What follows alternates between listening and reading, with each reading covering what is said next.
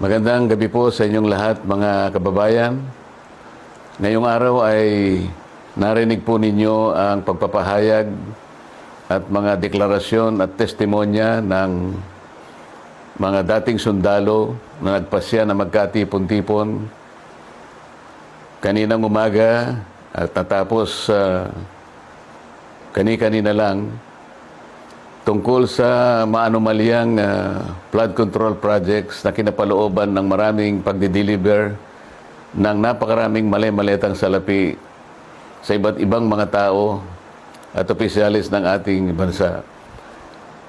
Yan po ang sinasalamin sana, mga kababayan, ng dapat na nangyari na inaakala naming huling pagdinig sana ng opisyal na Blue Ribbon Committee na aming sinet noong June 11, 2026. Hindi nga po natuloy yun, mga kababayan, dahil nung matunugan ng ibang mga kasama namin na kami magdadaos uli ng panghuling hearing na lang ng Blue Ribbon Committee, ay sinabi nila na mayroong security threat ang Senado at ang aming mga kawani ay sinabihan nila na mag-work from home na lang.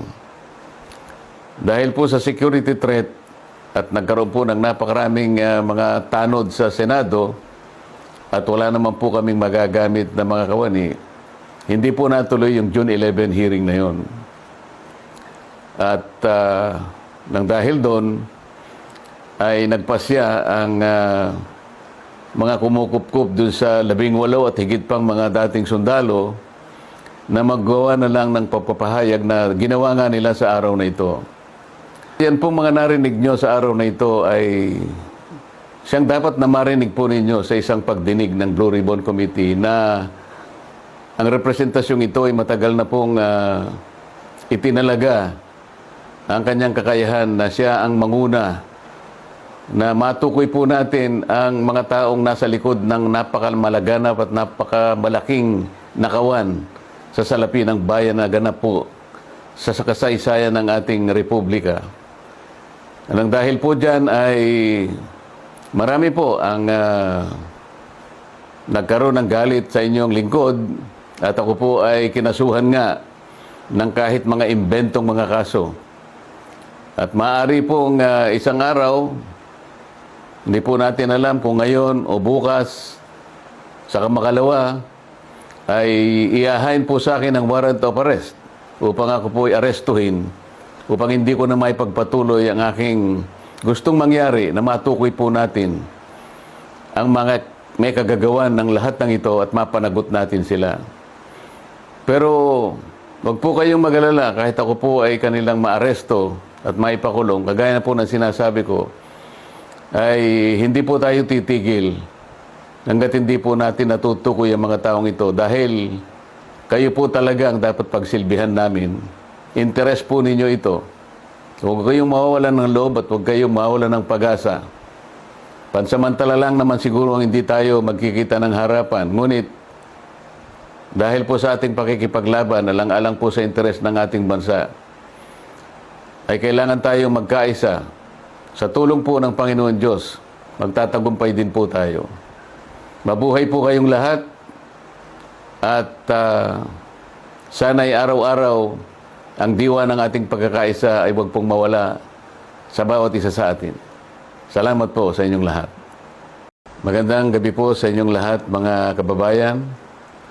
Ngayong araw ay narinig po ninyo ang pagpapahayag at mga deklarasyon at testimonya ng mga dating sundalo na nagpasya na magkatipon-tipon kaninang umaga at natapos kani-kanina lang tungkol sa maanumalyang flood control projects na kinapalooban ng maraming pagdideliver ng napakaraming mali-maletang salapi sa iba't ibang mga tao at opisyalis ng ating bansa. Yan po ang sinasalamin sana, mga kababayan, ng dapat na nangyari na inaakala naming huling pagdinig sana ng opisyal na Blue Ribbon Committee na aming sinet noong June 11, 2026. Hindi nga po natuloy yun, mga kababayan, dahil nung matunugan ng ibang mga kasama namin na kami magdadaos uli ng panghuling hearing na lang ng Blue Ribbon Committee, ay sinabi nila na mayroong security threat ang Senado at ang aming mga kawani ay sinabihan nila na mag-work from home na lang. Dahil po sa security threat at nagkaroon po ng napakaraming mga tanod sa Senado at wala naman po kaming magagamit na mga kawani, hindi po natuloy yung June 11 hearing na yon.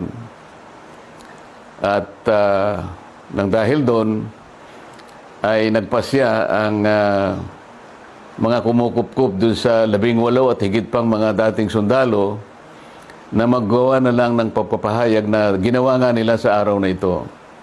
Yan pong mga narinig nyo sa araw na ito ay siyang dapat na marinig po ninyo sa isang pagdinig ng Blue Ribbon Committee na ang representasyong ito ay matagal na pong itinalaga ang kanyang kakayahan na siya ang manguna na matukoy po natin ang mga taong nasa likod ng napakamalaganap at napakamalaking nakawan sa salapi ng bayan na ganap po sa kasaysayan ng ating republika. Nang dahil po dyan ay marami po ang nagkaroon ng galit sa inyong lingkod at ako po ay kinasuhan nga ng kahit mga imbentong mga kaso. At maaari pong isang araw, hindi po natin alam kung ngayon o bukas, sa kamakalawa, ay iahain po sa akin ang warrant of arrest upang ako po i-arestuhin, upang hindi ko na maipagpatuloy ang aking gustong mangyari na matukoy po natin ang mga may kagagawan ng lahat ng ito at mapanagot natin sila. Pero wag po kayong mag-alala kahit ako po ay kanilang maaresto at maipakulong. Kagaya na po ng sinasabi ko, ay hindi po tayo titigil hanggat hindi po natin natutukoy ang mga taong ito dahil kayo po talaga ang dapat pagsilbihan namin. Interest po ninyo ito. Huwag kayong mawawalan ng loob at huwag kayong mawawalan ng pag-asa. Pansamantala lang naman siguro hindi tayo magkikita ng harapan. Ngunit, dahil po sa ating pakikipaglaban, alang-alang po sa interes ng ating bansa, ay kailangan tayong magkaisa. Sa tulong po ng Panginoon Diyos, magtatagumpay din po tayo. Mabuhay po kayong lahat at sana'y araw-araw ang diwa ng ating pagkakaisa ay huwag pong mawala sa bawat isa sa atin. Salamat po sa inyong lahat.